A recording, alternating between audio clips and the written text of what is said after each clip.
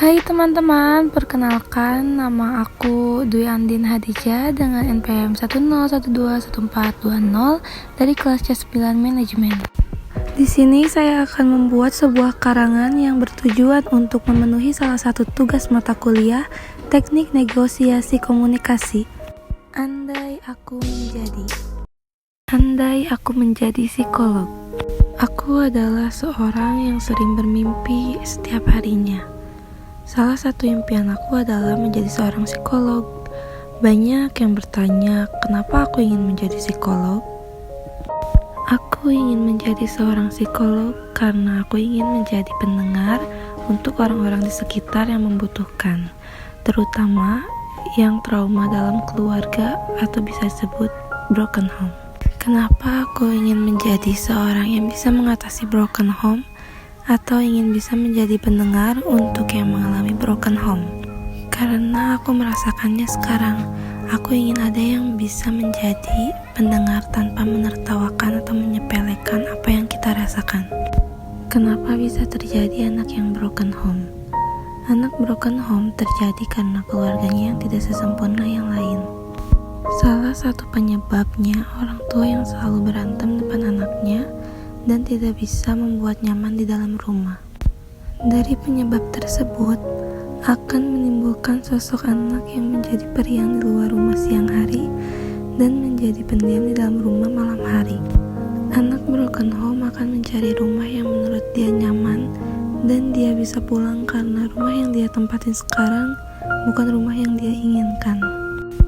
Tapi ketika mereka sedang mencari rumah untuk pulang, terkadang ada orang-orang yang meremehkan atau menertawakan dengan apa yang sedang terjadi di dalam diri anak broken home ini. Contoh kalimat yang membuat anak broken home semakin yakin kalau dia tidak pantas ada di dunia ini. Lebay banget gitu doang sampai tidak betah ada di rumah. Kenapa harus nyari rumah lagi, tidak bersyukur banget. Sabar ya, gak usah kayak gini, semua orang pasti punya masalah keluarga, tapi mereka gak sampai nyari rumah baru buat pulang. Dengan kalimat itu akan membuat trauma mereka menjadi-jadi. Apakah kalian tahu apa yang dipikirkan anak broken home setiap harinya? Mereka setiap hari berpikir bahwa mereka lagi hancur, capek sama akan semuanya, gagal dalam ngelakuin hal apapun, and they fail to be human. Apakah kalian tahu apa yang dibutuhkan dari anak yang broken home? Mereka tidak mau apa-apa, kecuali orang yang bisa membuat kalau sebenarnya mereka layak ada di dunia ini. Mereka juga sama seperti kalian, berhak bahagia tanpa memikirkan takut untuk pulang ke rumah mereka. Anak broken home juga tidak bisa tertidur pulas, karena dia selalu gelisah dengan traumanya. Apakah traumanya akan jangka panjang? Atau stop sampai mereka dewasa? Apakah mereka akan hidup tenang dengan membawa trauma ini? Apakah mereka akan bisa mewujudkan impiannya? Yang paling penting, apakah mereka bisa hidup sampai dewasa? Jawabannya, jangan kalian bandingkan hidup kalian yang masalahnya tidak sebesar mereka, dan menjadilah pendengar yang baik tanpa menertawakan masalah mereka. Meskipun kalian tidak pernah ada di posisi mereka, sehingga tidak bisa memberikan solusi, setidaknya tidak melontarkan kalimat-kalimat yang bisa bikin traumanya makin menjadi.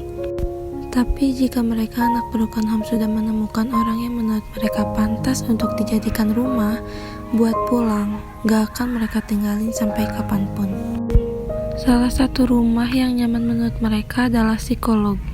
Karena menurut mereka, psikolog itu paham gimana caranya mendengarkan mereka dengan baik dan paham apa yang mereka butuhkan. Meskipun tidak semua psikolog pernah merasakan gimana rasanya menjadi seorang anak yang broken home. Psikolog bisa membuat mereka tenang dan bisa membuat mereka merasa layak ada di dunia ini seperti kalian-kalian. Psikolog juga bisa membuat trauma mereka hilang sedikit demi sedikit agar mereka bisa hidup tenang tanpa merasa takut. Psikolog juga dapat mencegah mereka yang akan menyakiti diri mereka sendiri. Jadi menurut aku peranan psikolog sangat membantu di kehidupan kita semua. Apa yang dilakukan psikolog untuk membantu mereka yang terkena kesehatan mental? 1. Psikolog akan melakukan wawancara psikologis dan psikotes. Tindakan ini bertujuan untuk memeriksa dan menilai kemampuan intelektual pengidap gangguan kesehatan mental. Yang kedua, psikoterapi atau konseling. Psikoterapi atau konseling adalah tindakan yang bisa dilakukan oleh seorang psikolog untuk menangani masalah kesehatan mental seseorang. Ada beberapa jenis psikoterapi yang dilakukan seperti terapi kognitif, interpersonal atau humanistik.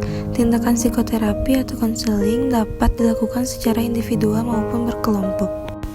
Yang ketiga, program terapi. Psikolog juga dapat membuat program terapi yang menunjang kesehatan mental mereka. Biasanya, program yang dibuat dapat membantu mereka untuk mengontrol dan memperbaiki masalah yang dihadapi. Yang keempat, terapi hipnotis. Terapi hipnotis atau hipoterapi adalah tindakan yang dapat dilakukan seorang psikolog untuk menangani atau mengatasi masalah kesehatan mental untuk mengontrol masalah kecemasan, trauma, atau masalah suasana hati. Sekian penjelasan saya untuk karangan Andai Aku Menjadi. Semoga ada pelajaran yang bisa diambil dari karangan yang saya buat. Maaf apabila masih ada yang kurang dari tulisan saya. Terima kasih sudah menonton.